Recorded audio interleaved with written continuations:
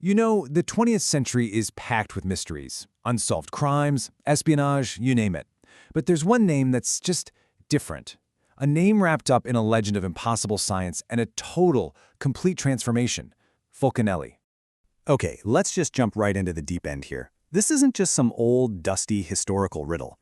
The whole legend of Fulcanelli forces you to ask a pretty mind-bending question. What if ancient alchemy wasn't just superstition? What if it was a science so far advanced it could actually manipulate reality itself? I mean, the stuff people claim this guy could do, it is absolutely off the charts. We're talking about actually turning lead into gold, foreseeing atomic bombs decades before anyone else, and even grabbing the ultimate prize for any alchemist, beating old age and death itself. These are just the big flashy claims. They hint at something way, way deeper. But who even was this person? Yeah, that's the first massive puzzle we have to try and solve. Before we can even get into the work, we have to ask, who was the man behind the curtain?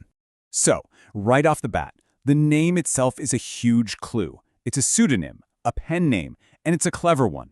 By mashing together Vulcan, the Roman god of fire and blacksmithing, with El, an ancient name for God, he's basically telling us what he's all about. He's talking about the sacred fire, the very engine of creation and the heart of alchemy. And this is where it gets really murky, because nobody can agree on who he actually was. Was he a top-tier physicist, like Jules Violle, someone who had the scientific chops? Or maybe he was Jean-Julian Champagne, the artist who actually illustrated the books, or even an occult bookseller named Pierre Dugels, who mentored the guys who claimed to be his students. The theories are all over the place. And then you get claims like this one. The idea that, hey, the secret isn't lost, it's just being protected. That a select few, an elite group, know exactly who he was. It just adds this whole other layer of conspiracy to the mix. But on the flip side, for every believer, there's a skeptic. And this is the main counterargument, that the whole thing was a brilliant but total fabrication. A story cooked up by Fulcanelli's #1 student, Eugene Cancellier, just so he could become a big name in those occult circles. A fantastic story, but just a story. Okay, so his identity is a complete question mark. Let's set that aside for a second and look at what he supposedly did, because this is where the story shifts from a historical whodunit to a really profound question about what humans are actually capable of. So here's the most famous story, the one everybody talks about.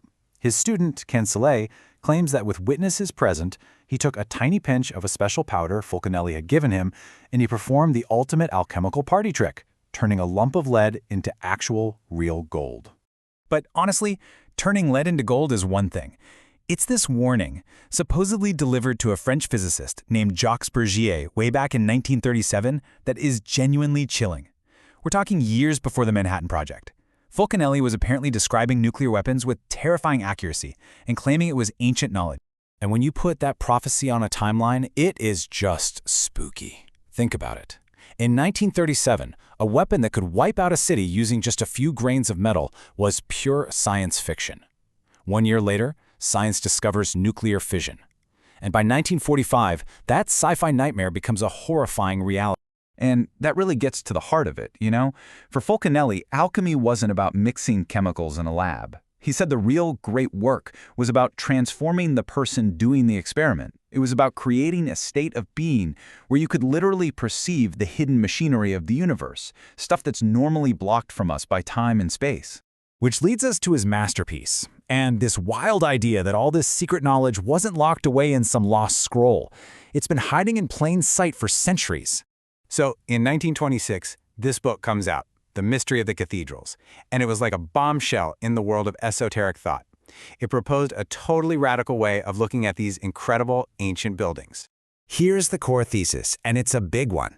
He argued that the medieval stonemasons and architects who built places like Notre-Dame, they were alchemists.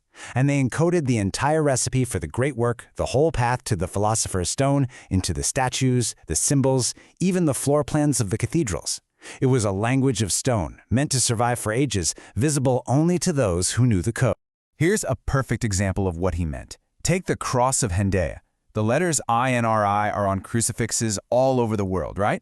We think it means Jesus of Nazareth, King of the Jews. But Fulcanelli said, for an alchemist, it has a second hidden meaning. By fire, nature is renewed whole. Suddenly, it's not just a religious statement. It's a prophecy about the end of one cosmic cycle and the fiery birth of a new one. So after dropping this bombshell book on the world, revealing this secret language to anyone who could read it, the master alchemist just vanished. And this is where the story truly becomes a legend. The year is 1926, the same year his book is published.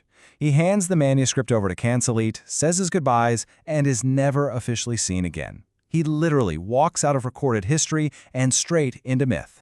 Well, maybe not, because the story takes one last, incredibly bizarre twist. Cancelite claims that almost 30 years later, he got a summons for a meeting in Spain. He went there expecting to see his old master, who would have been well into his 80s, but the person he met looked like he was maybe in his 50s. And it wasn't just that he looked younger. Cancelite's description was that he had become an androgynous being. Now, in alchemy, that's a huge deal. It's not about gender. It's symbolic of reaching the final goal, the perfect fusion of all opposites. Spirit and matter, sun and moon, the sign of a completed soul. And after that meeting, he was gone again, this time for good. So, after all that, why does this story still have such a grip on us? Why are we still talking about Fulcanelli almost a century later? Because really, the mystery never went away. Well, the legend absolutely exploded in the 1960s, and you started hearing these wild rumors that everyone from Nazi occult researchers to Allied intelligence were desperate to find him during World War II, hoping to get their hands on his knowledge.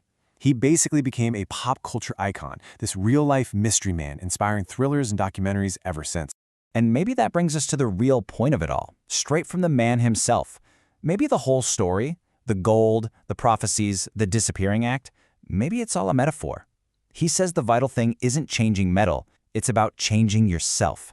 An ancient secret that's just out there, waiting for a few people to rediscover it, century after century.